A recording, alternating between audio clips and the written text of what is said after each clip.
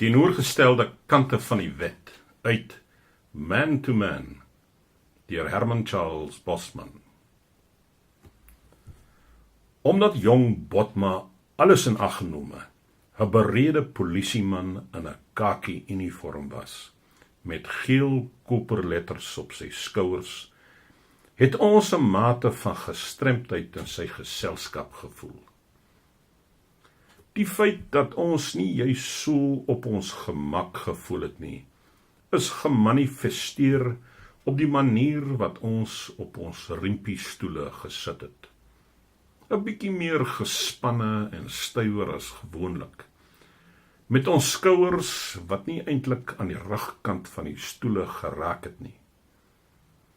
Dit kon ook gesien word op die ongewone manier wat Gysbert van Tonder as geskik beskou het. Hy het uitgestrek op sy sitplek gesit lê. Dit was 'n gefeinsery van geestelike tevredenheid, wat enige polisieman met 'n bietjie ervaring agterdogtig sou maak. Dit was toe dat Chris Welman 'n opmerking gemaak het, wat baie daartoe gehelp het om die spanning te verlig. Daarna, toe ons daaroor gepraat het, moes ons sê dat ons nie anders nie kon as om die manier wat Chris Welman die regte woorde gekies het, te bewonder. Natuurlik nie dat daar eintlik juis iets slims was op die manier wat Chris Welman gepraat het nie. O nee, ons het almal gevoel dat die stelling wat Chris Welman toegemaak het, iets was wat maklik binne die vermoë van enige een van ons was. As ons net sou kon teruggesit, 'n bietjie gedink en ons gesonde verstand gebruik het, sou die opmerking van nature, enige een wat lank genoeg op 'n plaas gewoon het, te binne geskiet het. Die man oor wie jy regtig vra moet vra, het Chris Welman aan konstabel Botma gesê, is Gysbert van Tonder. Dis hy daar, wat daar sit met sy bene oor die helfte van die vloer, met sy hande agter sy kop en sy elmboë uitgestrek. Deur net te kyk hoe hy daar sit, kan jy sien hy is die grootste beesmokkelaar in die distrik. Wel, daaroor het ons almal lekker gelag, want almal het geweet dat Gysbert van Tonder meer beeste oor die grens gesmokkel het as enige ander man in die Moriko. Verder het ons geweet dat Gysbert van Tonder se pa gereeld beeste uit Ramotsa van ander kant die lyn af ingebring het. Dit was selfs voor daar 'n behoorlike doringdraadheining was. En ons het ook geweet dat in die jare wat nog sou kom, wanneer ons almal dood en vergete sou wees, Gysbert van Tonder se seuns nog steeds dieselfde ding sou doen. Dit wat Chris Welman gesê het die gespanne stemming vir ons almal verlig, ook vir Gysbert van Tonder. Gevolglik kon Gysbert van Tonder vereers gemakliker en meer ontspanne in sy stoel wees, soos hy daar gesit het. Dit was nie vir hom nodig om langer so 'n onergte houding in te neem nie. Daar moes nogal baie druk op sy nek en beenspiere gewees het, om nie eers te praat van hoe swaar dit vir sy rugstring moes gewees het, om die liggaamshouding te handhaaf, wat veronderstel was om sy traakmynieagtigheid te toon te stel nie. Evenwel, Gysbert van Tonder het saam gelag oor dit wat Chris Welman gesê het. En konstabel Botma het ook gelag. Uit die manier wat hy gelag het, was dit duidelik dat die sersant by Bekkersdal vir hom gesê het om 'n oogie op Gysbert van Tonder te hou. Daarna was dit oupa Bekker wat gepraat het.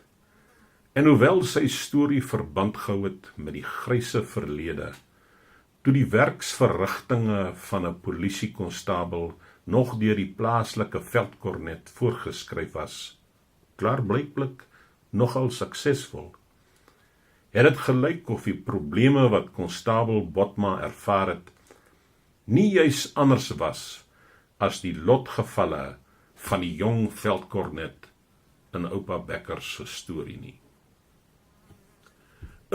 Baie kerels sou tevrede gewees het met die posisie van veldkornet, het oupa Bekker gesê. Oor die eer wat in daardie dae daarmee saamgegaan het. Want een ding was seker, selfs as jy nie 'n uniform gehad het nie, of nie 'n kantoor met 'n telefoon nie, of nie 'n berede polisieperd met 'n wit ster op sy voorkop nie, 'n perd wat met die musiek by die Johannesburgse skou kon tyd hou, en selfs as jy een van jou eie perde met 'n gelapte saal moes ry, of ook met 'n broek wat op die sitvlek gelap was, het jy steeds 'n gedrukte sertifikaat gehad, wat deur die president geteken is, wat gesê het dat jy 'n veldkornet was. En jy kon daardie sertifikaat in 'n goue raam aan die muur van jou voorkamer hang. Maar die glans van rang en die las en druk van amp was nie 'n probleem vir daardie jong veldkornet nie, het oupa Bekker gesê.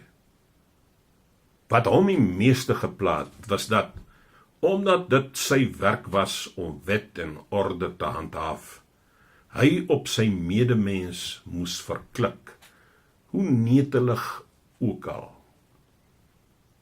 En die gedagte dat hy as gevolg van sy werk afgesny was van intieme kontak met die mense om hom, het hom treurig gestem. Hy het daarvan gehou om vriende te hê, maar hy het agtergekom dat hy nie vriende kon hê nie. Wel, nie ware vriende nie. Nie meer nie, nou dat hy veldkornet was. Aan die einde, het oupa Bekker gesê. Ons sou verkies het dat oupa Bekker nie aangegaan het tot die einde nie, want die enigste vriend wat die veldkornet gehad het aan die einde was Sas Koggel, 'n skobbiejak wie se gelyke in die geskiedenis van die Groot Mariko daar maar min was. Slegs saam met Sas Koggel kon die veldkornet homself wees. Hulle het mekaar aanvaar soos wat hulle was, en in hulle verhouding met mekaar was dit nie nodig vir een van die twee om enigsins te veins en voor te gee nie. Hulle was aan teenoorgestelde kante van die wet. Ten opsigte van hulle beroepe was die veldkornet daaraan toegewy om Sas Koggel gevangene te neem. En Sas Koggel was vasberade dat die veldkornet nooit iets teen hom sou kry nie. Behalwe vir hierdie tegniese punt egter, sou dit moeilik wees om twee getrouere vriende in die hele Mariko te kry. Dit was 'n lang verhaal wat oupa Bekker vertel het, en ons het met wisselende vlakke van belangstelling en aandag daarna geluister. Maar konstabel Botma en Gysbert van Tonder het glad nie na oupa Bekker geluister nie. Hulle was te verdiep in wat hulle vir mekaar te sê gehad het. En terwyl hy met Gysbert van Tonder, die beesmokkelaar, gepraat het, was dit nodig vir jong Botma, die polisieman, om sy polisie notaboekie net een keer oop te maak. Konstabel Botma het sy notaboekie oopgemaak om 'n foto daaruit te haal, wat hy aan Gysbert van Tonder oorhandig het. Gysbert het die ooreenkoms vir 'n paar oomblikke goed beskou en toegevra. Trek na jou, né? En in sy stem was daar slegs opregtheid.